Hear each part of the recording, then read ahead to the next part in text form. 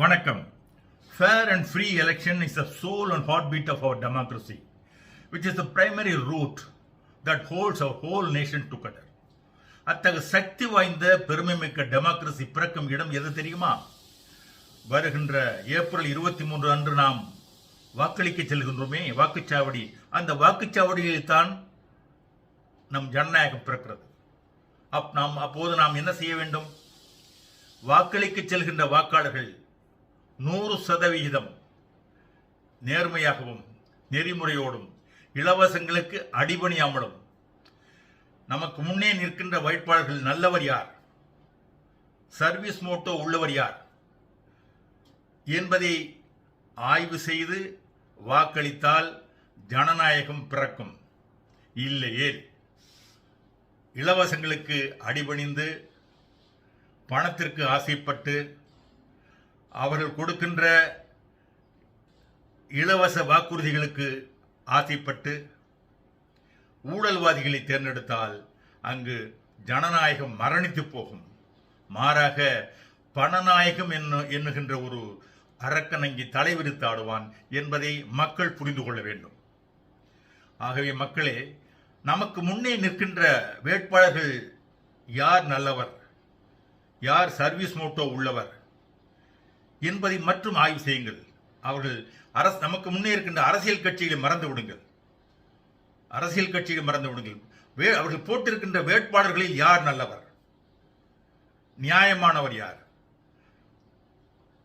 ஒரு மனித நேயமிக்கவர் யார், சர்வீஸ் மோட்டோ உள்ளவர் யார், பணத்திற்கு விலை போகாதவர் யார், who will not run behind the money என்பதை ஆய்வு செய்து அவருக்கு வாக்களியுங்கள்.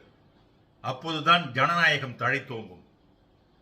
ஒரு சம்பவத்தை குறிப்பிடுகிறேன்.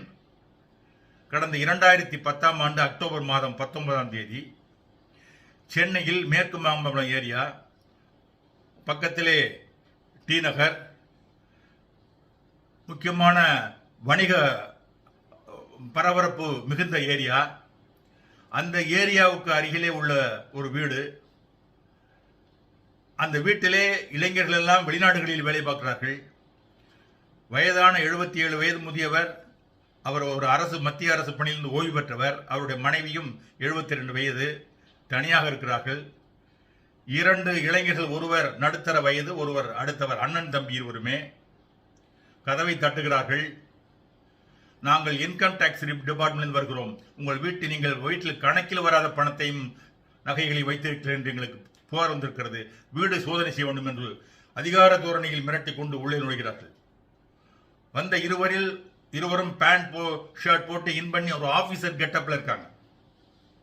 அவர்களும் பயந்து கொண்டு, வயதானவர்கள் பயந்து கொண்டு விட்டு விடுகிறார்கள். வீடு சோதனை செய்கிறார்கள். அப்போது ரொக்க பணம், நகைகள் இவையெல்லாம் இருப்பதை பார்த்து அவற்றையெல்லாம் சேகரித்துக் கொண்டு நான் இதை கைப்பற்றி செல்கிறேன், நாளை அலுவலகத்தில் வந்து பெற்றுக் கொள்ளுங்கள் என்று ஒரு அதிகார தோணியில் கட்டளை விடுகிறார்கள். அப்பொழுது அங்கு வந்து அவருடைய பெண், அந்த வயதான தம்பதியுடைய மகள், ஒரு பெண்மணி, சார் நீங்க யாருன்னு தெரியல, உங்களுடைய அடையாள அட்டையை கொடுங்கள் என்று கேட்கிறார். அரெஸ்ட் பண்ணுவேன், மேற்கொண்டு ஏதாவது பேசினா அரெஸ்ட் பண்ணு என்று மிரட்டுகிறார். அது மட்டுமல்ல, உங்களுக்கு இது குறித்து மேற்கொண்டு ஏதேனும் விவாதம் நடத்த வேண்டும் என்றால் அலுவலகத்திற்கு நேராக வாருங்கள், அங்கு உங்களுடைய அக்கவுண்டை காட்டிவிட்டு பெற்று செல்லுங்கள் என்கிறார். அந்த பெண்மணி கொஞ்சம் படித்தவர்.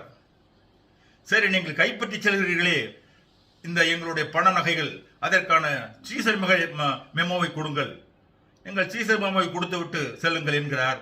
அதை கேட்டதும், என்ன சீசர் மெமோ கேட்கிறீர்கள், அதான் தர முடியாது, நேர ஆபீஸ் வருங்கள் சொல்லிவிட்டு பறக்க வேகமாக அதை மூட்டை கட்டி கொண்டு வெளியேறார்கள். இந்த பெண்மணி சுதாரித்துக் கொண்டு வெளியே வந்து திருடன் என்று கூப்பாடு போடுகிறார். உடனே அந்த இடம் வணிக ரீதியாக ஜனநடமாட்ட உள்ள இடம் தான். அது கிடுகிடுன்னு மக்கள் கூடி விடுகிறார்கள். உள்ளேவர்கள் 2 பேரும் இந்த கைப்பற்றப்பட்ட பணம் நகையுடன் வருகின்ற பொழுது மடக்கி பிடிக்கிறார்கள். அதில் இளவயது உள்ள ஒருவன் தப்பி ஓடி விடுகிறான்.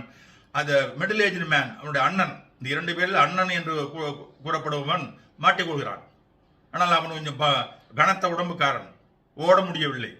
அவன் கைகளில் வைத்திருந்த ரொக்க பணம் நகையுடன் மாட்டி கொடுக்கிறார்கள். பப்ளிக்கெல்லாம் சேர்ந்து பிடிச்சிடுறாங்க. அப்படியே ரெட் ஹேண்டாக பிடிச்சிடுறாங்க. தர்மவடி கொடுத்து அது லோக்கல் போலீஸ் ஸ்டேஷனில் கொண்டு போய் ஒப்படைக்கிறாங்க, மெட்ராஸ் சிட்டியில். In fact Ashok Nagar police station ஒப்படைக்கிறாங்க.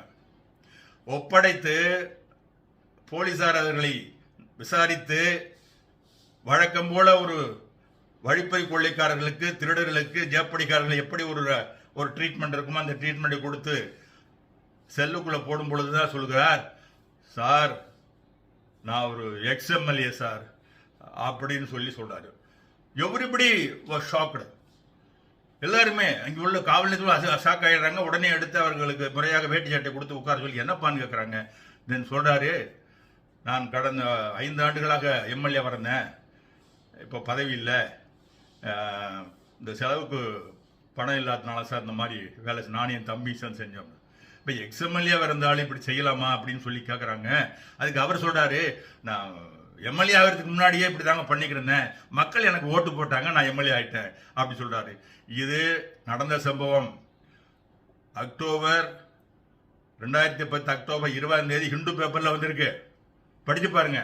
So மக்களே, நீங்கள் வாக்களிக்க செல்லும் முன் உங்கள் தொகுதியில் உங்கள் முன்னே நிற்கின்ற வாக்காளர்கள் யார், வேட்பாளர்கள் யார், இந்த வேட்பாளர்கள் ஒவ்வொருத்தரையும் ஆய்வு பண்ணுங்க.